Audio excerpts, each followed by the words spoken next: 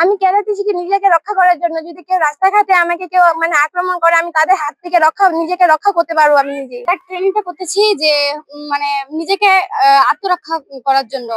হয়তোবা এই শহরের বা গ্রামের অঞ্চলের রাস্তাঘাট দিয়ে মানে যাওয়ার পথে কেউ হয়তোবা আক্রমণ করতে পারে। নিজেকে আত্মরক্ষা করার জন্য বা রক্ষা করার জন্য আমি এই ট্রেনিং নিজেরাই আত্মরক্ষা করতে পারে, তারা যেন পথে ঘাটে রাস্তাঘাটে কোনো বিপদের সম্মুখীন না হয়।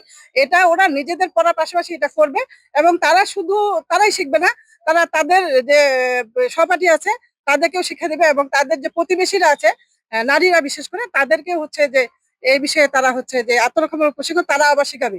তো এটা আসলে আমার মনে হয় এটা সবারই করা প্রয়োজন, কারণ নারীরা যেভাবে বর্তমানে লাঞ্ছিত হচ্ছে, তো এটা আত্মরক্ষামূলক প্রশিক্ষণ আসলে একটা মানে ভালো একটা দিক। এখানে তারা নিজেরাই আসলে হচ্ছে নিজেকে আত্মরক্ষা করতে পারবে।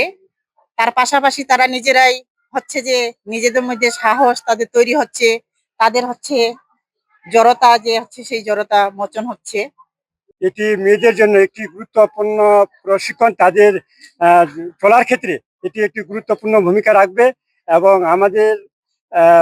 আমাদের স্কুলে যে প্রশিক্ষণটি দেওয়া হচ্ছে মানব কল্যাণ কেন্দ্র থেকে, পরিষদ থেকে, এটি প্রতিটি স্কুলেই এই প্রশিক্ষণটি হওয়ার প্রয়োজন।